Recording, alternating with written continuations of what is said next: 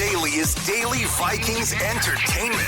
We just want the Vikings to win a Super Bowl before we die. I will ride with this group. Seriously, man. Please. And away we go. Write this down. We'll write that down Wednesday here on Purple Daily. The sports dad has an appointment that he could not move or get out of, and so the rare off day for the sports dad, Judd Zulgad, and he has given us his predictions via satellite. So we'll still mix those in here. Also, we're going to take a trip down later in the episode to the Senior Bowl, where, well, our guy Thor Nystrom had the 2-day travel hell experience that he's talking about on Thor Talks Purple.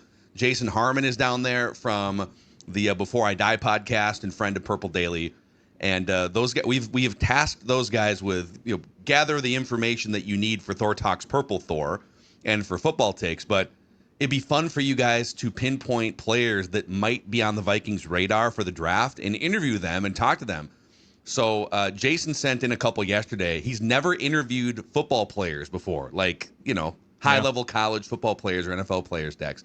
So we can judge his interview tactics, and we can hear from some players that might be on the radar for the Vikings. And then there's a prominent, dare I say, Mount Rushmore of mockers who has put out his 1.0. I think I know where it is. This week. Yeah. All of it presented in part by Standard Heating and Air Conditioning, Dex. That's right. Yeah, it's still cold.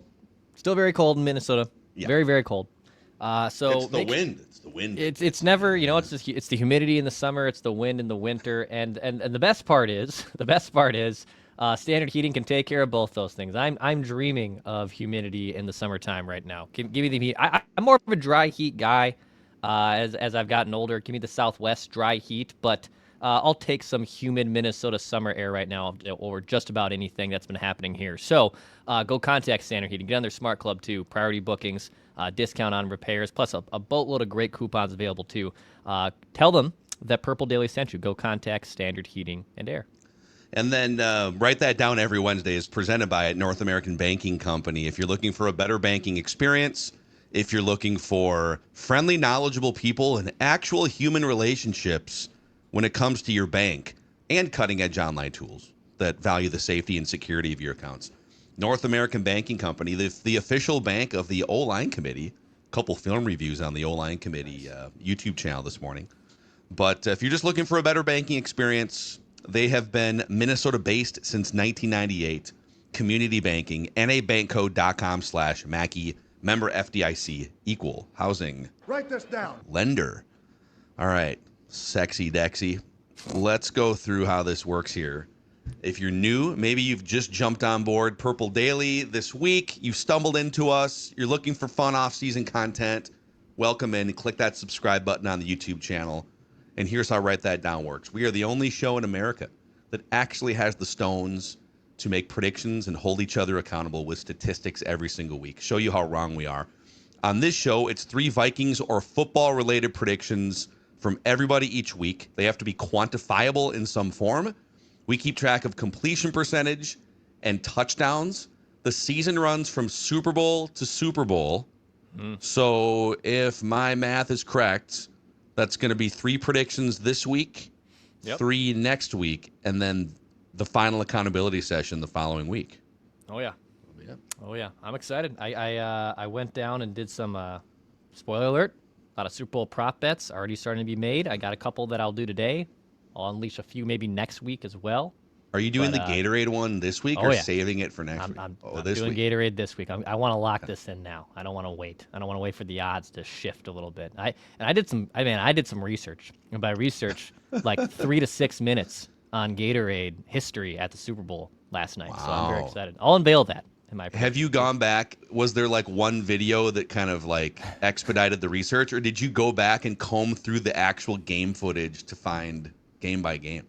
So someone posted the winnings like over the last 10 Super Bowls of like which colors it's been. But if I remember right, I think it was not when the Eagles won last year, but maybe when the Chiefs beat the Eagles a few years back, that they didn't show it on TV, and the only way we actually like saw it was someone on Twitter, or the team socials caught it, because everyone was wondering for like about 30 minutes after the Super Bowl, and I remember this too, what was the color of the Gatorade?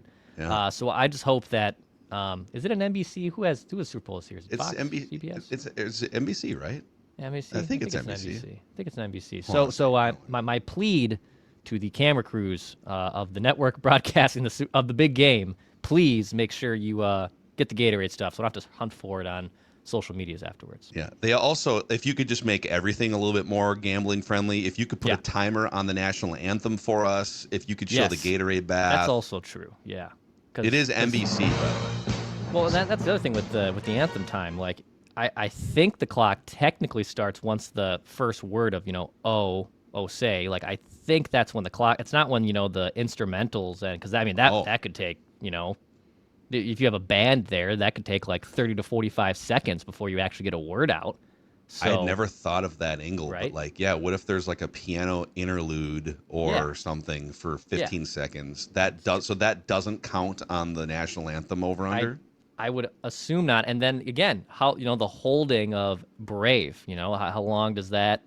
I think it's once he wraps up, then bang, done. If the band still goes, it's fine. But once Brave is done, then I think once the that clock V stops. comes off their bottom lip. Yeah. It's Charlie Puth, I think. Charlie Puth is, I think, doing the anthem this year. Okay. Yeah. Okay. Do we have any scouting information on his previous anthems, or is this his first anthem? We just don't know. Yeah, that's a great question. Let's see. We should do a full episode of football takes with your deep dive research on. Yeah. Actually, that's a good idea. Thor probably actually does the deep dive research on all of these. It looks like the over-under for the anthem this year is 2 minutes, 0.05 seconds. So basically 2 minutes and 1 second longer if you want the over. Oh, so it's... Oh, okay. Interesting. 2 minutes, 0.5 seconds. So if it's 2 minutes, 1 second, then it's over. If then it's 2 over. minutes, exactly. Okay. Yep. So funny how they...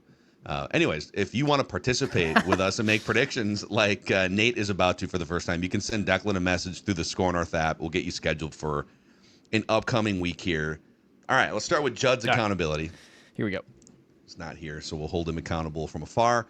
4 things came off the board for Judd. He said, we'll start with the bad here. He said Sean McDermott would be the next head coach of the Pittsburgh Steelers. Did you see Mike McCarthy getting choked up talking about being a Pittsburgh guy? His little goofy tie that he probably borrowed from somebody. I thought about hitting send and I didn't because I was like, I'm now 33 and I should not be throwing stones in a glass house. But when we use the term meathead, and I'm looking at that guy in that suit, and it's just a little too small, and I'm like, this is a meathead. Like I actually am not being Judd here, insincere Judd. I wish him well. I hope the Steelers are, if they're successful, fine, great. But I was like, oh, buddy, this is not helping the whole meathead moniker that's around Mike McCarthy either. Yeah, the collar was probably one notch too tight for old Mike McCarthy. A little tight. Judd said Raheem Morris would be the Vikings defensive coordinator in 2026. I guess if something crazy happens or Flores reemerges back into the head coaching mix for a team, but at this point, Steph, we left this on the board as long as we could for Sports Dad, but unless something happens in the next 2 weeks, which is possible with Stephon Diggs. I guess, yeah.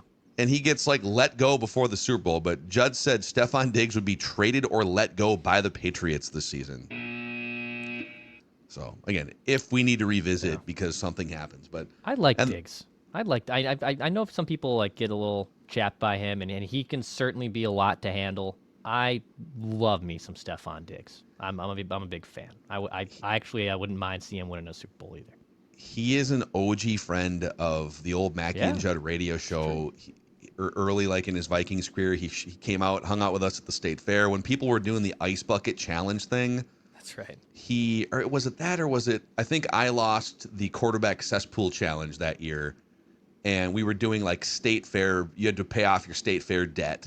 Yeah. And I had to do a 4-hour show in the cold morning temperatures, and every commercial break, somebody would douse me with cold water to keep me wet and cold the entire show. And so he did that. He hung out with us on Radio Row at the Super Bowl one year. I mean, I root for him too. It's funny, of all the former Viking figures or kind of what if they would have been Vikings, Drake May or Sam Darnold, the one that got away, Garrett Bradbury. There's a couple coaches. Stephon Diggs is another one. That dude he's in the Super Bowl, couldn't get there with Buffalo. So I root for Stephon Diggs. And then Judd said the Brian Flores' situation would be decided by this week's Write That Down. And what he meant by that was that the 2 head coaching openings that he was up for would be filled, and he'd be back as defensive coordinator. Yeah. All those things happen. All right, bad week for me. Uh-oh. Which makes this a little more dramatic the next 2 weeks with the completion percentage gap dwindling. I said Sam Darnold would have the ball under 6 minutes to go and a chance for a game-winning drive against the Rams. Well, he had the game-winning drive in the third quarter, and then nothing was needed beyond that. I said by this week's Write That Down, the Vikings would interview a defensive coach or defensive coordinator candidate that's not Brian Flores.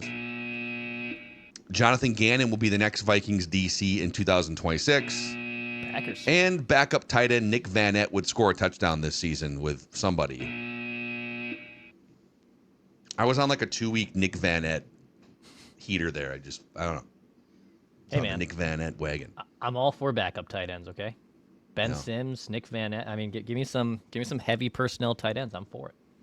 Yeah, I thought the Ram, because he went to the Rams. I was like, man, the Rams are like 4 tight ends who catch passes. Okay, listeners, Henry, we'll start with the bad, said an NFC team will win the Super Bowl, which could happen.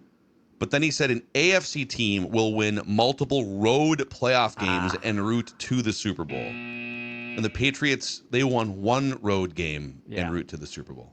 Well, yeah, en route. Never mind, en route. Because it's technically a neutral site, I was going to say, but that wouldn't be en route to the Super Bowl. But yeah. Okay. Like en route to me means before the Super Bowl. The Super Bowl. Yeah, I got you. So incorrect. Brad says Sam Darnold and the Seahawks will make the Super Bowl in the NFC. He said that like 2 weeks ago. It's not quite a touchdown, but. And then Alex made a prediction halfway through the season. And the spirit of it was, so I'll give you the prediction, then you can figure out the spirit of it. Okay. Jacksonville, Detroit, Cincinnati, and Carolina will all have a better winning percentage combined than Atlanta, Philadelphia, Arizona, Seattle, and Baltimore. Do you remember what the reason behind this prediction was? I don't. Or what the theme is here? I don't. Is this rhetorical? Do you know? I do know. I do remember. I don't. Think about not the cities, but the team names and the team like mascots or whatever. Jags, Lions, Bengals, Panthers. That the Cats would have a better record than the Birds. His that the Jags, Lions, the Bengals, and the Panthers would all have a better winning percentage. And it was like a 529 winning percentage for the Cats and a 517 winning percentage for the Bird teams.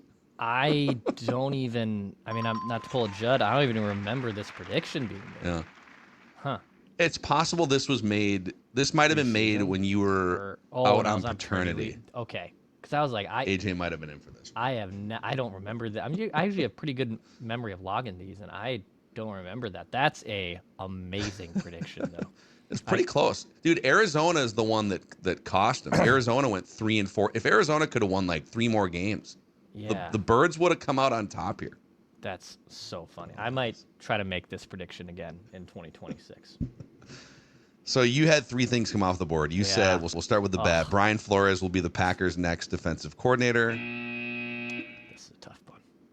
Sam Darnold would throw for less than 200 passing yards, won't throw a pick, and the Seahawks would win. You got 2 out of 3. Don't parlay, kids. But he wound up throwing for like 340 in that game, 320 or something. Mm-hmm.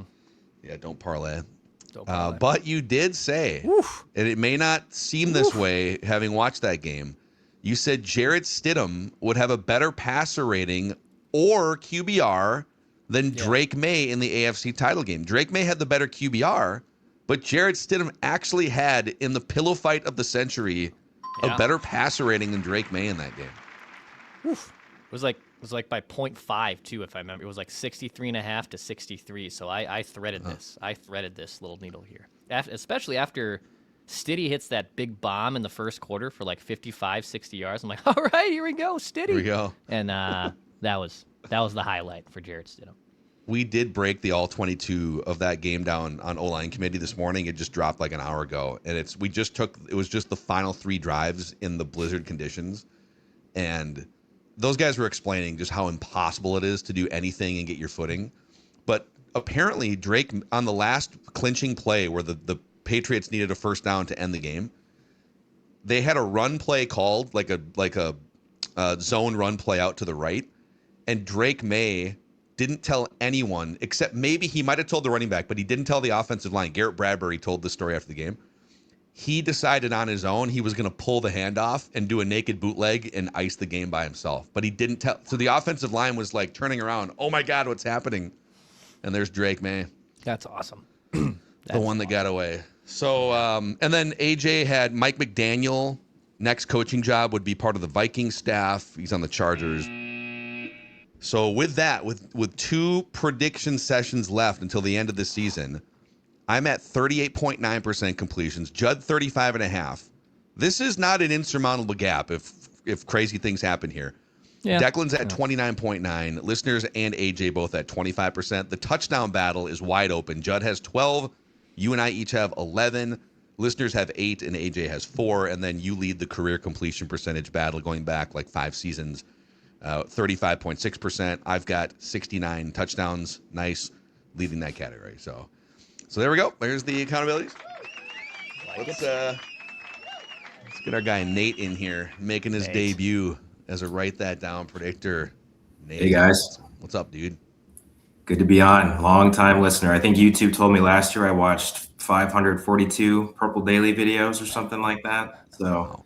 It's a long time coming. That's probably all of the videos. Like, to be fair, I think half of those were while I was holding our newborn baby and we were both trying to fall asleep. And it's like, oh, let's just have Sports Dad send us off. It's time, oh, right? He's droning on about play calling again, huh? But it's just that nice, just that nice background noise, you know. We're just the white noise, Purple Daily, the white noise for your children at home. So, yeah, give us your background. You got the Wild, so you're like an all-encompassing Minnesota sports fan, but give us your Vikings fan background.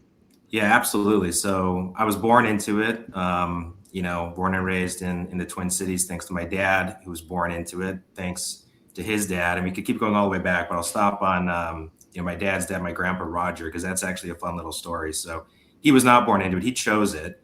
And he, came from a family of Wisconsinites, Packers fans going way back. He himself was a Packers fan. And in 1961, way back in the day, of course, the first year that the Vikings came to town and started, he got a job at 3M. He moved from Wisconsin over to St. Paul Park to be close to work. He came to town and he said, hey, the Vikings are here now. We're going to kind of put a flag down and we're going to chart out our own little branch to family. We're going to be Vikings fans, right? Wow. Not knowing, of course, how much patience, resilience, that lifestyle would take that he was setting out for his family. My dad was born a year later, and he raised him and his 2 brothers, my 2 uncles, as Vikings fans. And even through Packers championships, his family from back home, chirping him like, "What are you doing over there?"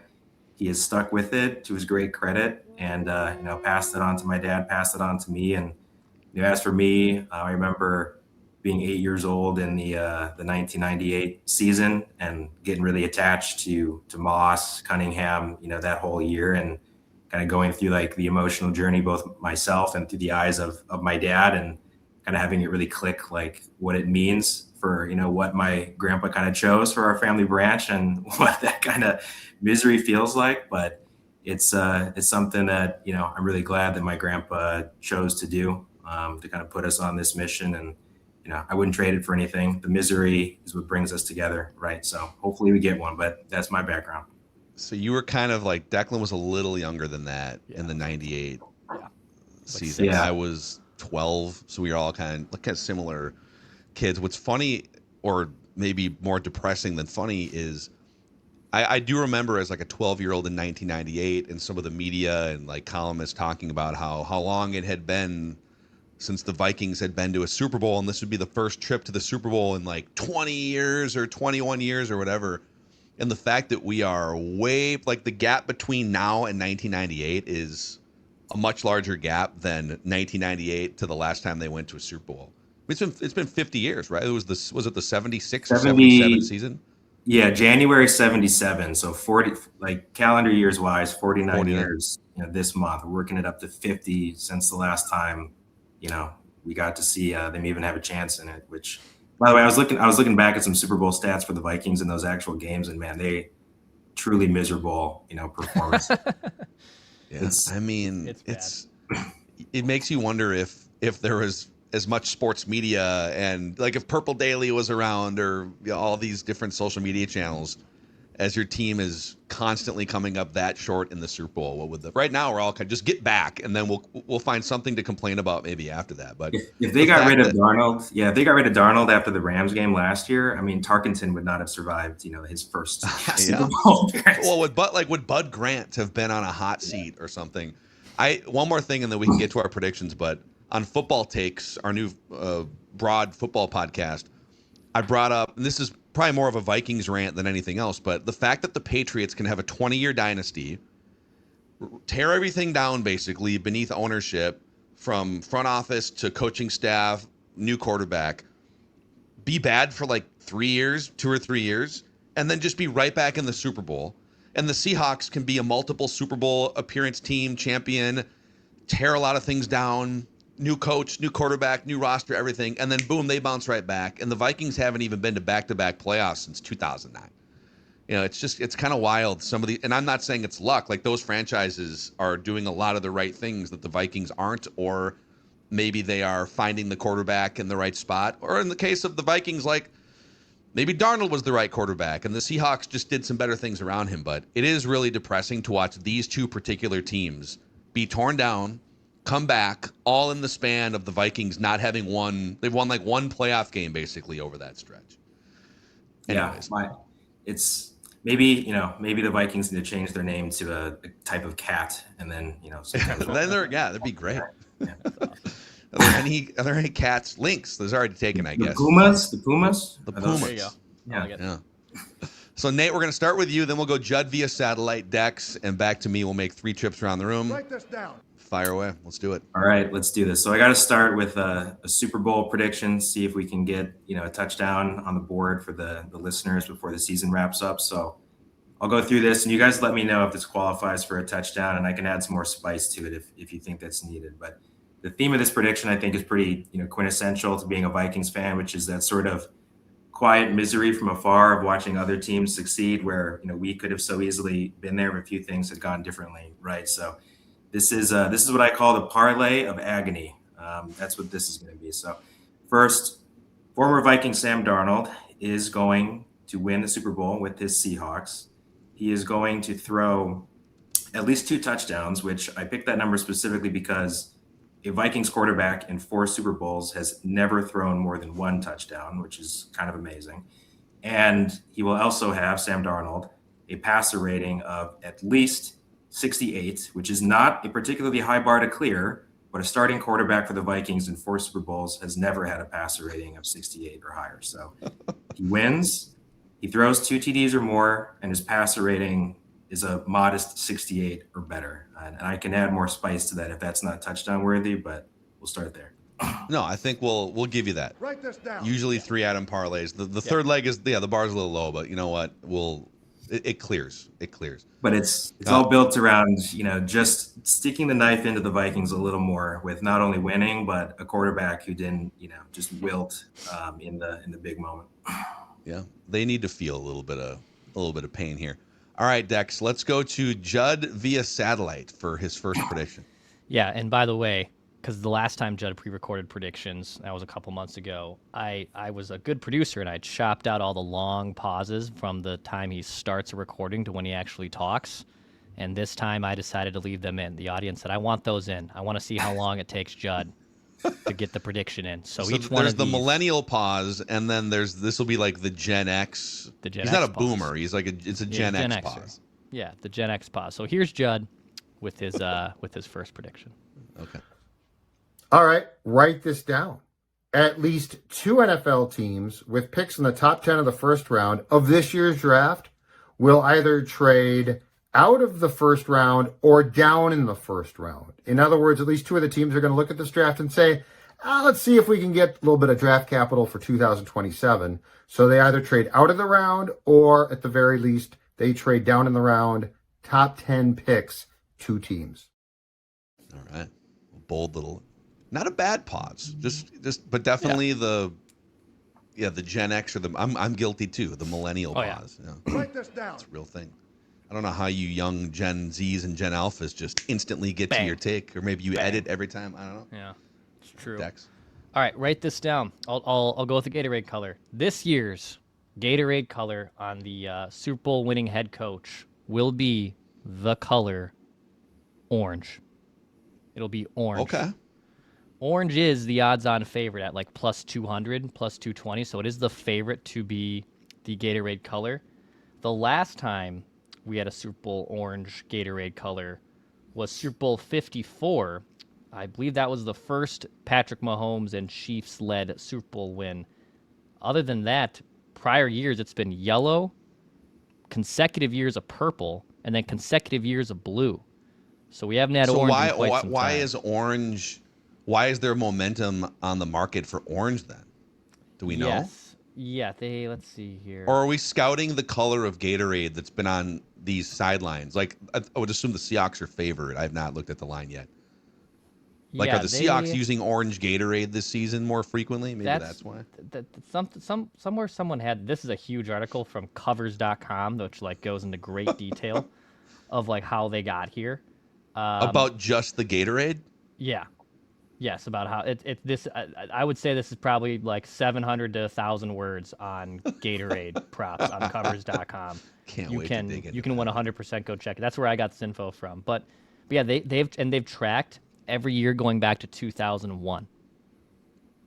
Every year. So yeah, it's there was none in the Super Bowl 47 for the Ravens 49ers. There was none. There was no Gatorade. There was no Gatorade. They claimed there was none. Maybe if we check the tape, go back.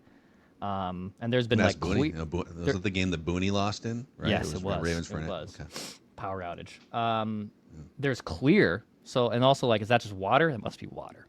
Like clear Gatorade in the early 2000s to me, it must have been water. But there's clear options on here too. Oh, I love the 1,000 word breakdown. Write this down. Covers.com. Shout out Jason okay. Morgan. I'm going to go Positive Phil is going to give you a little JJ McCarthy prediction here. All you JJ McCarthy naysayers. I'm going to say that at some point in either the 2026 or 2027 season, JJ McCarthy will throw for 3,500 yards or more in a single season. So, 4,000 would be like the big time bar for top quarterbacks. But I'm going to say either in 26 or 27, could be with the Vikings, could be with somebody else. He'll have a 3,500 yard passing season. Positive Phil. Write this down. Write that down. Okay, back to Nate, your second prediction. I like the positivity. I think he just has to add on 2,000 from last year. He'll get there. Yeah, about 2,000. Just has to start a few more games. So my next prediction, I'm going to turn to the draft like Sports Dad did. So, Brian Flores is back. He did a lot of good things with the defense last year with not necessarily elite talent at every position group. He was missing Smith. The secondary and corners did not necessarily turn out to be as strong as maybe we wanted to outside of Byron Murphy. So I think with Flores back, Kwesi's going to give him a green light to kind of stock up, at those key positions in the defense early in the draft. So write this down. The Vikings will select a cornerback and or a safety in the first 2 rounds of the 2026 NFL draft. Yeah. There's a couple real. Mansour Delane from LSU is frequently being mocked to the Vikings. We'll get to the prominent mock here Write this down. soon and see where one prominent mocker had the Vikings going in their first round pick. All right, back to the Sports Dad's home office here for his second prediction via satellite. Second prediction. There will be a credible report before opening day of 2026 that Brian Flores' coordinator contract to return to the Vikings is worth at least $6 million per season. So the average annual value will come out to at least, if not more, than $6 million per season, which would put him in very elite coordinator company. Yeah. I did see in a corner of Vikings Twitter, I think it was our guy Skullbros, threw out the number $9 million. And he's been known to know a couple things here and there. But would it be shocking because it feels to me like the Wilfs, the timing of it, I think the Wilfs and the Vikings went to him and said, we know that you're kind of like exploring things, but we have to start interviewing defensive coordinator candidates. So can we get an answer? And his agent probably said, sure, you can get an answer for $9 million, for whatever, $7 million, $8 million. We'll give you an answer. And it's possible they just said, okay. With all the questions on offense and all the questions about, whatever, McCarthy, the quarterback situation, we can just put an end to any defensive questions by giving this dude $6, $7, $8, $9 million a year for at least one more year. So, yeah. Okay, Dex. Write this down. All right, write this down. I'll make a prop about the MVP. The Super Bowl MVP this year will not be a quarterback. It'll be a rare non-quarterback Super Bowl MVP. I think if my logic here is, number one, Drake May, although has gotten to the Super Bowl, has not necessarily lit it up in any of these 3 games either. Yeah. So that if the Patriots win, I don't know if Drake May will be the MVP. And then with Darnold, Jackson Smith and Jigba's having an awesome postseason run and an awesome season overall. Cooper Kupp won this award a few years ago. Kenneth Walker is a great back. We just talked about our guy Stephon Diggs. What if Diggsy Boy has a huge game here in this one? So I'll say the Super Bowl MVP this year will be the rare non-quarterback. Write it down. Yeah, it's not MVP non-quarterbacks are super rare. It does happen every few years. I mean, you mentioned some of them, like Cooper Kupp, Julian Edelman in 2019, Von Miller. Was it the last time these two played in the Super Bowl, right? It was Malcolm Butler. Wasn't it Malcolm with the infamous pick at the 2-yard line when the Seahawks ended up passing the ball when it was Seattle, New England, 10, 12 years ago? I think it was Malcolm Butler. I believe Tom Brady. I think Tom Brady won the. I mean, he made the big play. But Tom Brady was the Super Bowl MVP that year. Okay. But the year before that, when the Seahawks won, was linebacker Malcolm Smith, who was the Super Bowl MVP, not Russell Wilson. Mm-hmm. But there's also been, in the last 25 years, Santonio Holmes with that catch for Pittsburgh. Yep. Hines Ward also for Pittsburgh in 2006. Deion Branch in the Patriots' 3rd Super Bowl win. And then Dexter Jackson, Ray Lewis. So it's, and these would be, there's enough guys, like you mentioned Kenneth Walker. That dude's been a stud throughout this run here. Jackson Smith and Jigba, definitely in play. Totally. A lot of different pots. Write this down. All right, my second prediction here. Let's go. I'm going to say this. I'll do a little Vikings tie-in parlay here that both Sam Darnold and Stephon Diggs will account for points in the Super Bowl. So the Darnold one should happen, a passing touchdown, a rushing touchdown, whatever. And I'll say that Stephon Diggs will also account for points. And I say 4 points because I want a touchdown, a 2-point conversion could count here. Sure. But 2 prominent former Vikings in Diggs and Darnold will account for points in the Super Bowl. Write it down. Write this down. Okay, Nate, your third prediction. All right, so like you, Phil, I've got some positive feelings, optimism about McCarthy. So I'm going to go to the quarterback position on this one. As much as I would love for the Vikings to bring in a guy like Joe Burrow, and as much as I think it could make sense to bring in a guy like old Kirky Boy, I'm going to say that McCarthy will be named the Week 1 starter. And I'm going to say that over the offseason, he's not just going to work on his mechanics a little more and get to know those things better. He's going to learn how to protect himself better.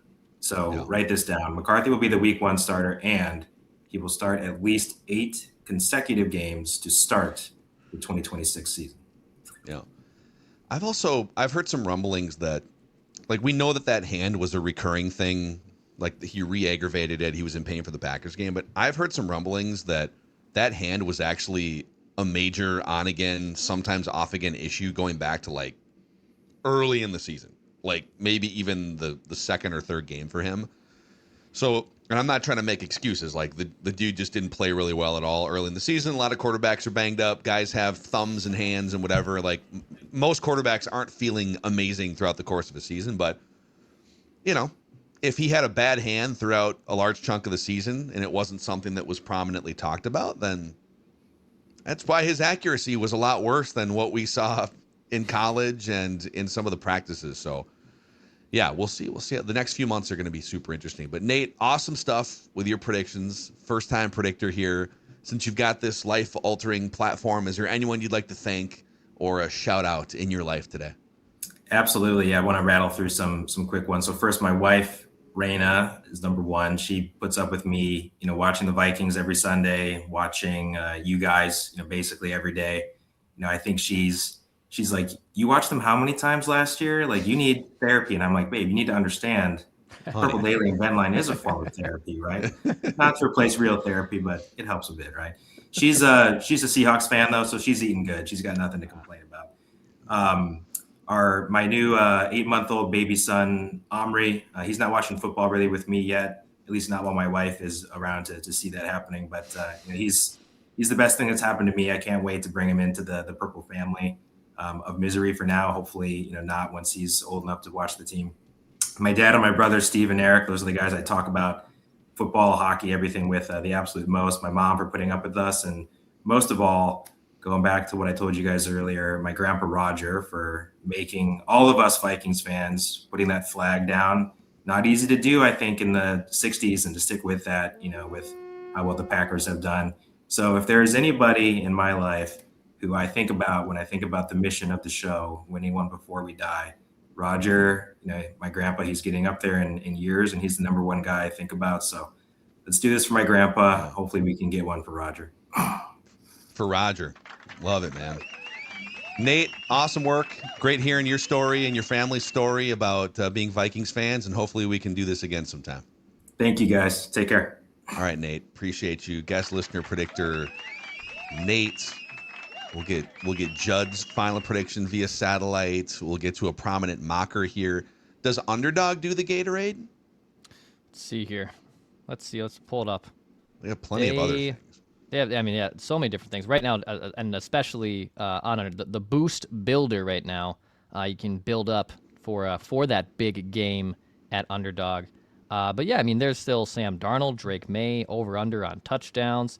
In fact, right now, Darnold boy, 229.5 passing yards. In fact, and that number's going to fluctuate a lot here between now and the big game. So if you want to lock that in now, go ahead and do so, right, higher or lower, and sign up with promo code SCORE. Player first $5 gets $75 in bonus entries. Go sign up at Underdog with promo code SCORE. Speaking of the big game, I have an idea. If you're thinking about, all right, you're having people over, wondering how should we do the food stuff, I could make it really easy. Go to the grocery store and just pick up a bunch of Pep's Legit pizzas and enjoy the night. Whether it's just you and maybe your family or you and a group of friends, Pep's Legit pizzas are the culmination of 100 years of family recipes. Keeping it Midwestern, stone-baked, tavern-style, thin, crispy crust. You cut it into. They even have the square cuts on the front of the box to tell you got to cut this into squares. Maybe it's an appetizer before you get to whatever your main meal is. Pep's Legit pizzas. You can find them at the grocery store. So be legit and pick up a Pep's Legit pizza and enjoy that authentic, old school throwback pizza parlor experience. And a shout out to Park Dental. So I had heard great things about Park Dental up until a couple years ago when I decided, I need a new dentist anyways. My dentist retired. And so, I don't know, or he lied to me because he doesn't, I don't know. But I needed a new dentist. And so Park Dental was there with open arms and 50 years of caring for and cleaning teeth in Minnesota and western Wisconsin. And there's likely a convenient location within just a few miles of wherever you live or work. So check them out if you're looking for a better dental experience. Parkdental.com. Convenient hours before and after work, before and after school for kids, and the latest in dental technology too. So Appreciate their partnership here on Purple Daily. Appreciate them keeping my teeth clean. ParkDental.com. Write this down. All right, via satellite, the sports dad with his third and final prediction and Gen X pause.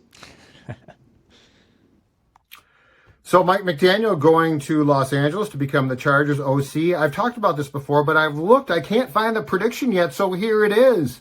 Justin Herbert will be a finalist for the NFL MVP, which is an Associated Press award, NFL MVP award for the 2026 season.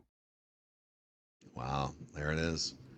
The Herbert hype train continuing down the tracks while Declan tries to stop it. A yearly tradition here on Purple Daily. I looked up. It's actually terrifying how accurate this is. I've said, he's the more athletically gifted Kirk Cousins. And although this doesn't quantify the athletic part, if you look at the numbers from when Kirk became a full-time starter in 2015 through this point in his career, and when Justin Herbert entered the league with his 6-year sample size, it's almost exactly down to the numbers. Same. Touchdowns, like passer ratings, completion percentage, yards per attempt. It's fright. I was not expecting it to be that close, and it is. No. If you blind resume, you wouldn't be able, I think, to tell who's who. And Kirk was essentially exactly a 500 quarterback after 100 starts or something. What is the team record? Do you have that in front of you? Like Herbert's, the team record in his games started? Justin Herbert as a starter, QB wins, baby. What do we got here? QB wins. He is 52-43. So okay, a little over 500. Harbaugh came in and they've won some games. I think he was probably 500 before Harbaugh got there. Yeah, but that is kind of. I mean, that would tell you that because Cousins had never been as highly touted out of high school, college, not as physically gifted, athletic, all those things. That Cousins, over the course of 15 years, has done a better job maximizing his skill set from a numbers perspective than Herbert. I mean, Herbert should be succeeding more individually and these playoff games than he is. Yeah. Maybe Mike McDaniel is the key to unlock it here. Write this down. We'll see. I loved his little outfit, Mike McDaniel's outfit. Again, yesterday he had like the snake skin looking coat on. He is. Dude, could you imagine if he had taken the Cleveland job? Him with like the Browns wearing those outfits? No, I cannot actually. That'd be bad. That'd be real bad. Not good. All right, write this down. My final one here.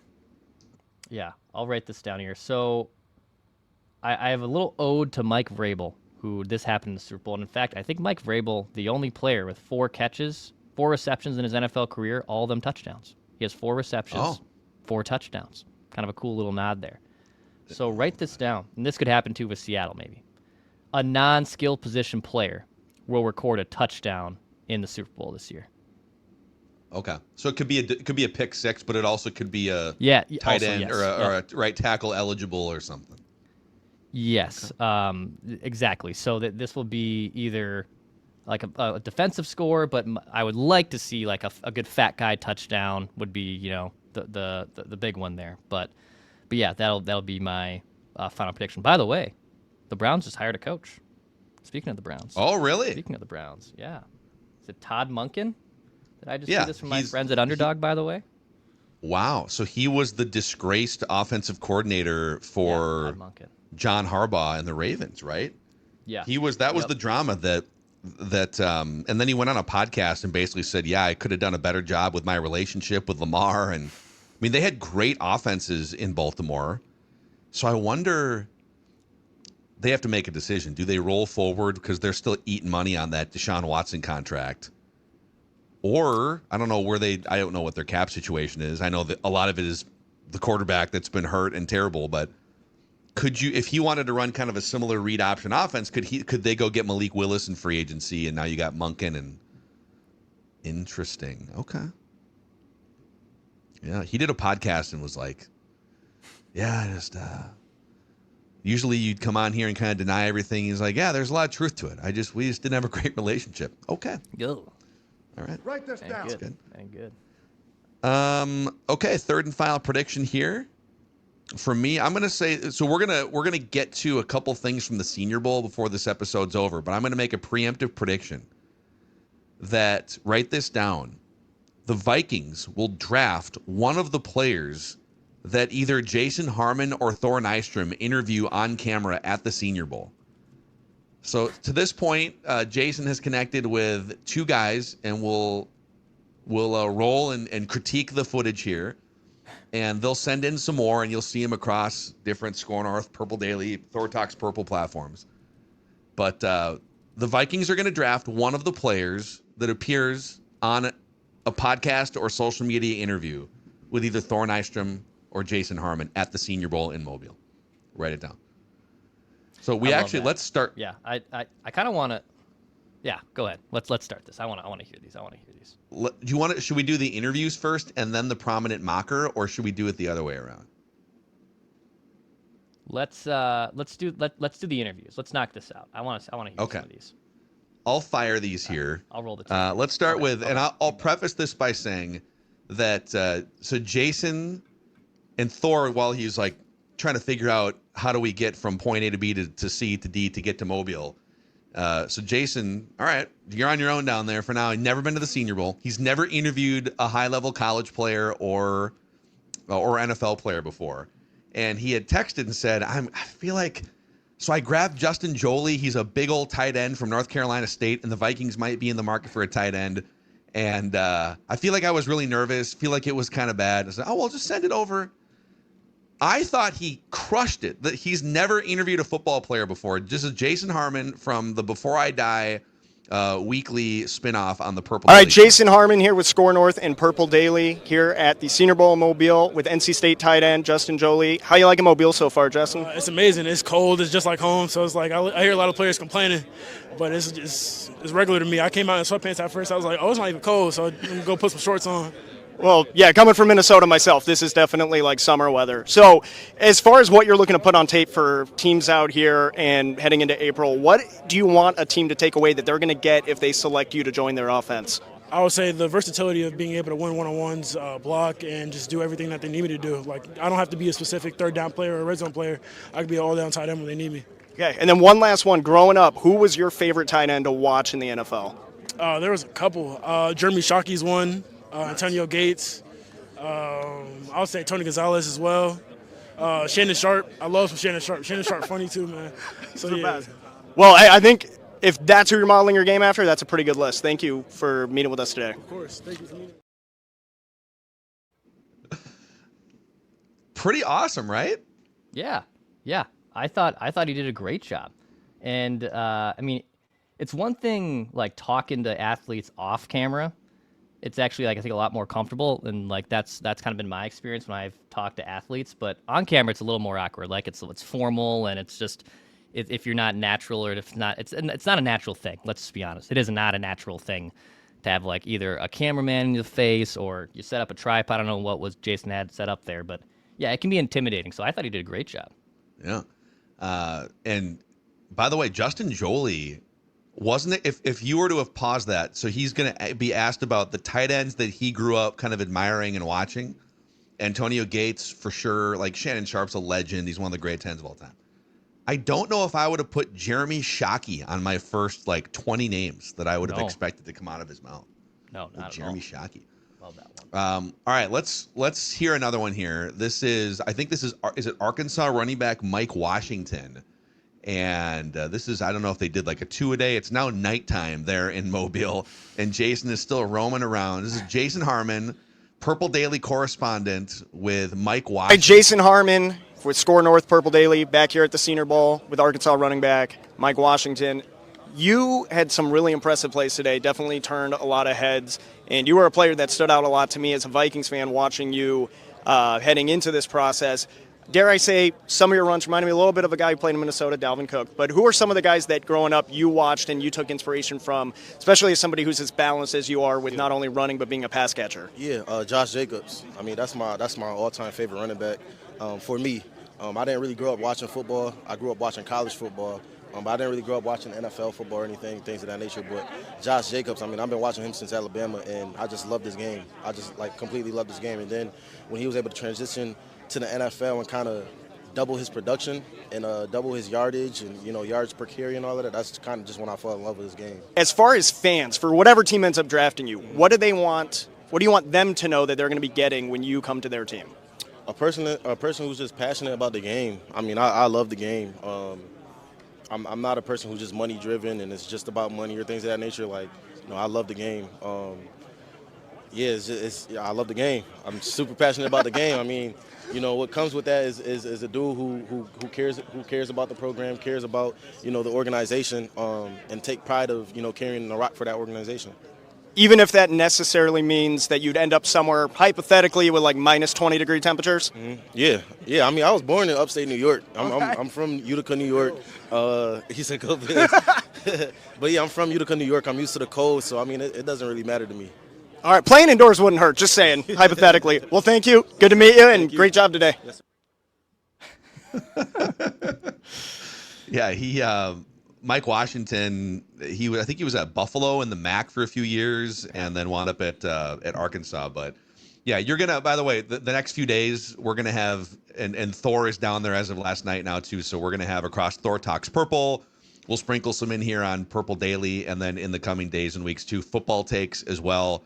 The draft content is going to be flowing here from a Vikings perspective on the Vikings podcast we have, and then on football takes as well. So good stuff, man. It was fun. Yeah, I thought he did an excellent job. And yeah, I love the little nod. Yeah, we play indoors. Don't got to worry about cold here, even though it's always very cold when you're not playing football for the most part here in the state. Yeah, he did an awesome job. Good for Jason. And then, I mean, dude, there's nothing worse than being just like stuck planes, trains, and automobiles getting to anywhere. So Thor, glad you're there, man. I'm glad you finally got there, because that's a rough life. That's going to be real rough. He left. There was a couple cancellations over the weekend preemptively because it's hard. It's hard to fly direct from Minneapolis to Mobile. Yep. Now Jeremiah Searles told us after it was kind of too late, hey, for future years, just fly to Pensacola and drive like an hour. Like, okay. But with the East Coast getting slammed with weather, there was a couple like preemptive cancellations. At least one over the weekend, but he had it then booked. He had like a 7 a.m. to Charlotte, I think it was, that was ready to rock on, what day is today, Wednesday? This would have been on Monday morning. So he got to the airport at like 5:30 a.m. on Monday morning, Thor did. He didn't get to Mobile until after 9 o'clock last night. Yeah. So they one of the airlines put him up in a hotel on Monday night in D.C. He wound up in D.C., but at one point, halfway through all of this, like the first night, late at night, he's on a plane, everyone's ready to go, and then the pilot, because they were on the tarmac for like an hour and a half, and there's limits for how long pilots can be in a cockpit and fly, and once you hit that limit, it's like, sorry, got to put a different pilot in there.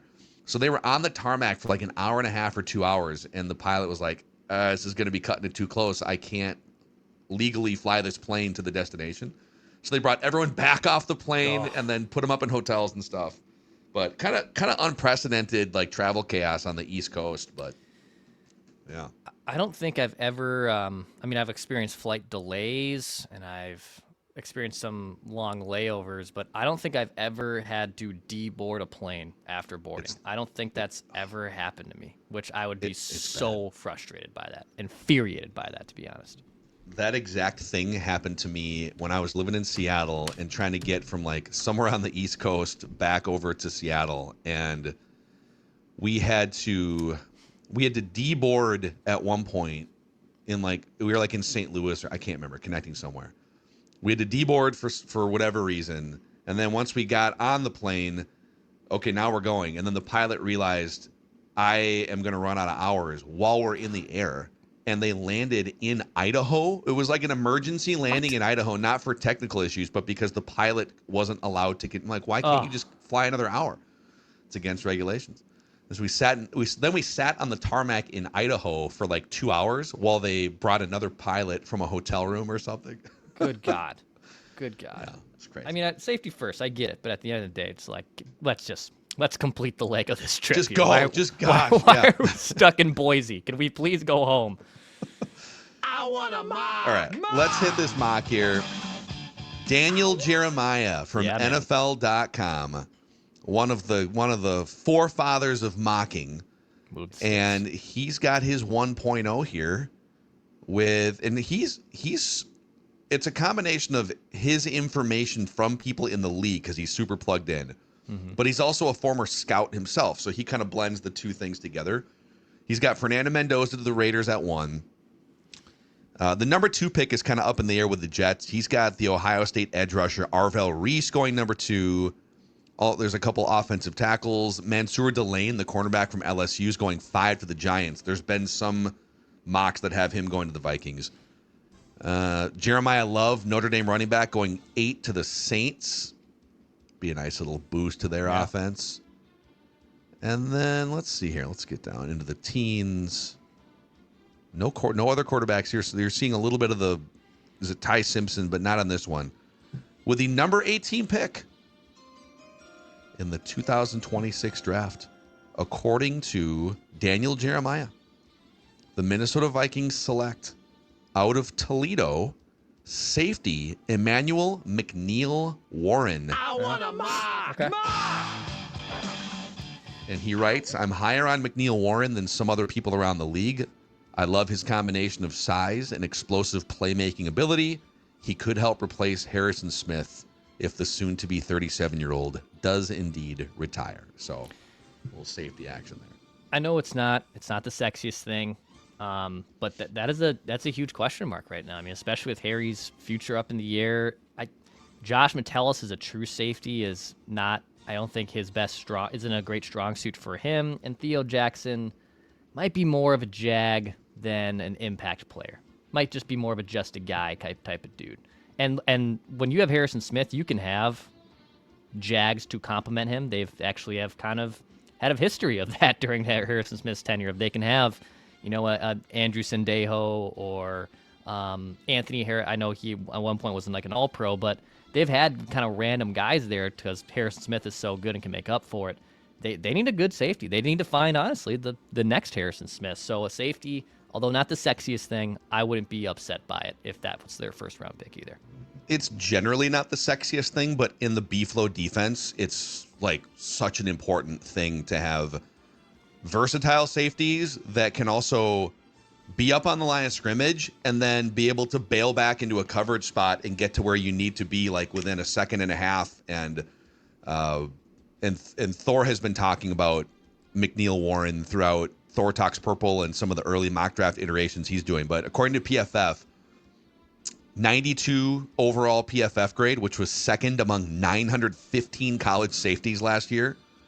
Run defense grade of 86.5, and then a coverage grade of 91.8, which was also second among 915 qualified safeties. So, okay. So this dude at Toledo, so you're not playing the best competition, and that's something that probably has to be factored in. Yeah. But that's who Daniel Jeremiah has. I want a mock. Mock. We'll see. I want to. Move the sticks, man. Move the sticks. Moving the sticks. God, I love it. We need to. I don't know if we should do a snake draft of it, but just best Twitter handles. That's on my big board, man. That's a Mount Rushmore of. And it's an early one because he was like an early Twitter adopter. Yeah. You know what? Another one, a guy who used to be a correspondent for us back in the day on 1500 ESPN Radio, Zach Harper. Yeah. He joined Twitter in like 2009 and grabbed Talk Hoops. Talk Hoops. And so people, like he's good as like a basketball analyst, but people thought, oh, it's Talk Hoops. Got to follow Talk Hoops. Love talking hoops. Yeah. I think Charles McDonald, 4 verts. You saw some come on Purple Daily. 4 vert. I mean, just come on. Oh. 4 verts. Establish the run. Yeah. It's a Dex great 13 personnel. Just 13. I'm really leaning into this lifestyle. You should. Dex 13 personnel. Niches get the riches. They do. If we started a YouTube channel that was 13 personnel and all we talked about was how each team performed in their 13 personnel packages, niches get the riches. Let's go. I love this idea. All right, for the Dexter, for Sports Dad via satellite, for Jason and Thor down in Mobile at the Senior Bowl. Thor Talks Purple is all over the road to the draft and free agency and everything, the offseason speculation. So check that podcast out. O-line committee leading up to the Super Bowl. Tomorrow we're going to have King Dunlap on the podcast again. He was a fan favorite guest from I think like maybe 6 months ago or 8 months ago. And then check out our Football Takes podcast. It's the YouTube channel is youtube.com/@ScoreNorthFootballTakes. You can also find it Football Takes on Apple and Spotify. And if you're ever wondering about individual YouTube channels for podcasts here at Score North, every one of our YouTube channels on the homepage has a list of all of the other YouTube channels, and they all have corresponding podcast feeds too on Apple, Spotify. So check them out, and we'll see you guys tomorrow on Thursday. We just want the Vikings to win a Super Bowl before we die. See you guys.